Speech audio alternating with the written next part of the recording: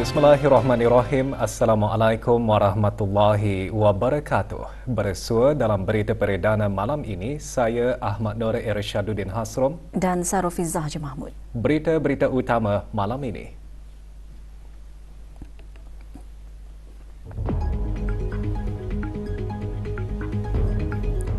Kebawah Duli Yang Maha Mulia Paduka Seri Baginda Sultan dan Yang di-Pertuan Negara Brunei Darussalam berkenan menerima menghadap Duta Besar Istimewa dan Mutlak Jepun yang akan menamatkan perkhidmatan.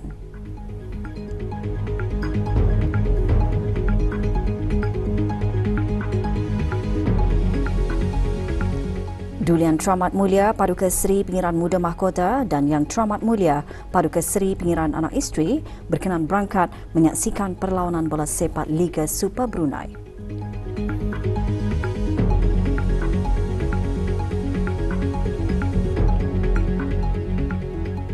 Kebawah Duli Yang Maha Mulia Paduka Seri Baginda Sultan Haji Hassanal Bolkiah Muizzadin Wadallah Ibni Almarhum Sultan Haji Omar Ali Saifuddin Sa'dul Khairiwaddin Sultan dan Yang di-Pertuan Negara Brunei Darussalam petang tadi berkenan menerima menghadap Tuan Yang Terutama Maeda Toru Duta Besar Istimewa dan Mutlak Jepun ke Negara Brunei Darussalam yang akan menamatkan perkhidmatan.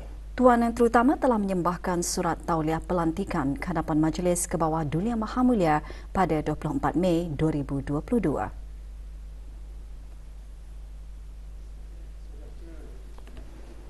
Kebawah Duli Yang Maha Mulia berkenan menerima menghadap Tuan Yang Terutama. Majlis menghadap berlangsung di Istana Nurul Iman.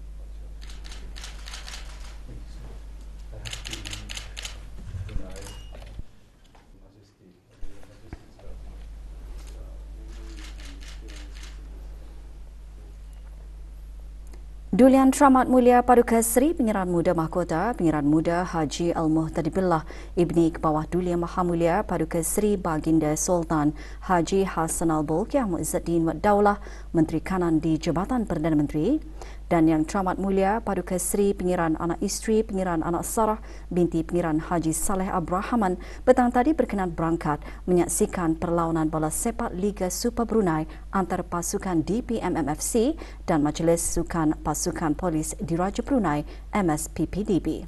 Berangkat sama anak anda Duli Yang Teramat Mulia, Yang Teramat Mulia Pengiran Muda Muhammad Aiman. Perlawanan berlangsung di Stadium Mini Hassanal Bolkiah. Anak anda Duli Yang Teramat Mulia, Yang Teramat Mulia Pengiran Muda Abdul Muntakim beraksi sebagai ketua pasukan DPMMFC. Dalam perlawanan tersebut, DPMMFC menang ke atas MSPPDB 2-0.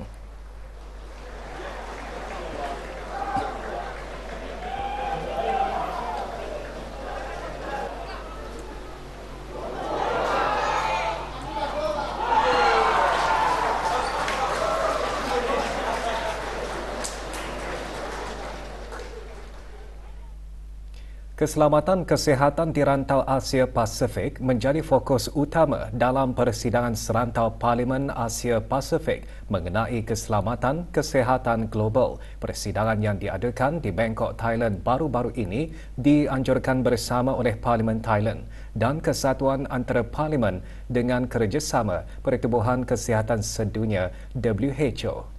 Lebih 90 peserta dalam kalangan ahli parlimen, pakar kesihatan dan wakil organisasi antarabangsa berkumpul bagi membincangkan dan merangka langkah ke arah masa depan kesihatan yang lebih selamat dan mempan. Negara Brunei Darussalam diwakili oleh Yang Berhormat Pihin Orang Kaya Johan Pahlawan, Datuk Seri Sedia Awang Haji Adnan bin Pegawan Pihin Siraja Khatib, Datuk Seri Sedia Haji Muhammad Yusof, Yang Berhormat Dayang Hajah Rosmawati binti Haji Abdul Mumin dan Yang Berhormat Awang Haji Muhammad Daniel alias Tekpin bin Yaakob, ahli-ahli Majlis Mesyuarat Negara. Tuan Yang Terutama Wan Muhammad Noor Mata, Presiden Dewan Negara dan Speaker Dewan Perwakilan Thailand dalam ucapannya menekankan kepentingan solidariti rentas sempadan dan menyeru ahli-ahli parlimen untuk memperkukuh kerjasama antarabangsa dalam menangani ancaman kesihatan yang semakin kompleks. Tuan Yang Terutama juga menegaskan bahawa hanya dengan tindakan kolektif, keselamatan kesihatan global dapat dicapai. Isu-isu kritikal perlindungan kesihatan sejagat, impak perubahan iklim terhadap kesihatan dan peranan inovasi teknologi dalam memperkukuh keupayaan tindak balas terhadap krisis kesihatan antara yang dibincangkan sepanjang persidangan. Penyertaan Majlis Mesyuarat Negara mencerminkan komitmen dalam memperkukuh kerjasama serantau dan menyumbang kepada usaha global untuk membina sistem kesihatan yang lebih teguh dan inklusif.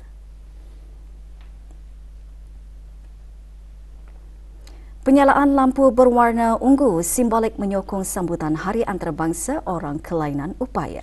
Ikuti bahan beritanya selepas ini.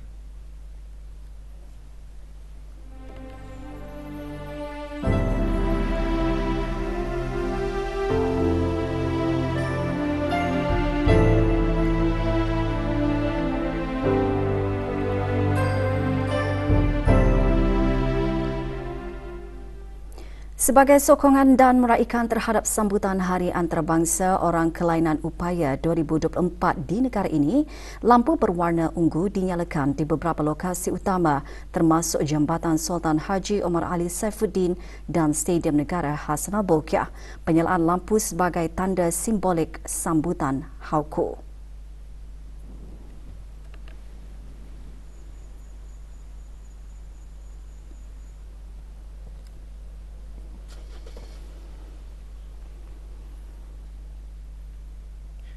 Perkemahan Daerah Happy Scouting Family Anjuran Persekutuan Pengakap Negara Brunei Darussalam memupuk semangat kerjasama, membangun kemahiran hidup serta menanamkan rasa cinta kepada alam semula jadi.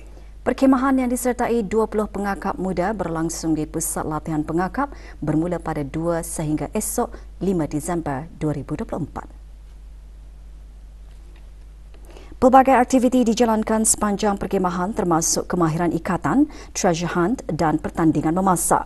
Program diharapkan dapat mengukuhkan ikatan peserta serta mengembangkan kemahiran kepimpinan, daya tahan diri dan nilai-nilai positif dalam kalangan pengakap muda.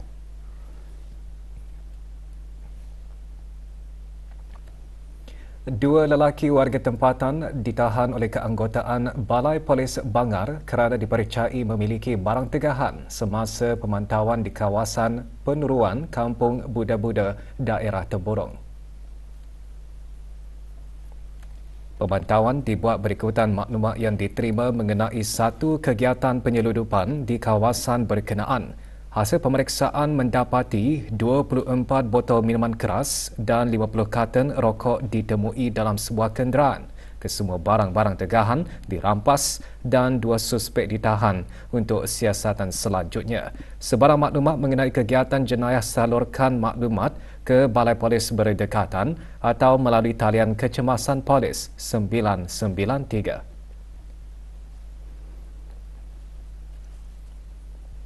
Akibat membuang sampah di kawasan semak Kampung Salam Bigar, seorang individu dikenakan kompaun oleh Jabatan Alam Sekitar, Taman dan Rekreasi. Winifredo Celestial Obre dikompaun RM300 dan diberi tempoh 7 hari untuk menjelaskan kompaun. Jika gagal menjelaskan kompaun, individu berkenaan boleh didakwa ke mahkamah. Individu, orang awam atau syarikat adalah diingatkan untuk sentiasa menjaga kebersihan dan mengamalkan sifat bertanggungjawab terhadap kebersihan alam sekitar.